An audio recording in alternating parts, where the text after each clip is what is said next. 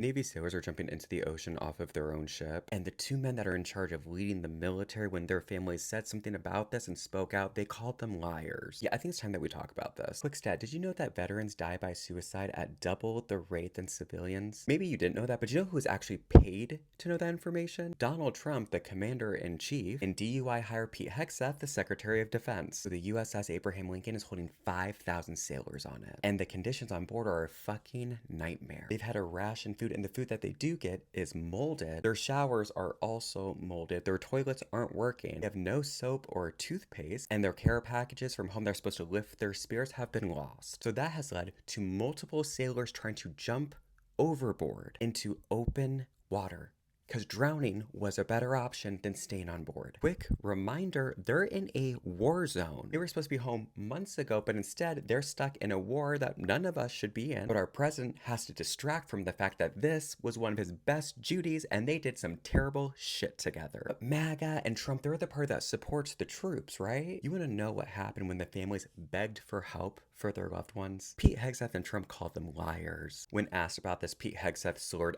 fake news and said that all that was completely misrepresented. When reporters asked Trump if families were concerned for their loved ones, he said, and I quote, "No, they're not. Sir, their wives and mothers are on the news with screenshots and receipts." And then when reporters asked Trump if 265 days was too long for them to be out there, the man who dodged the draft because of bone spurs said no. It's not long enough. Y'all keep bringing this up, so we've got to extend the war. And no, the irony is not lost on me that when the sailors are sitting there eating moldy food, Trump has spent this entire week talking about marble floors in his fucking ballroom. In fact, he said that pausing the $400 billion project threatened national security.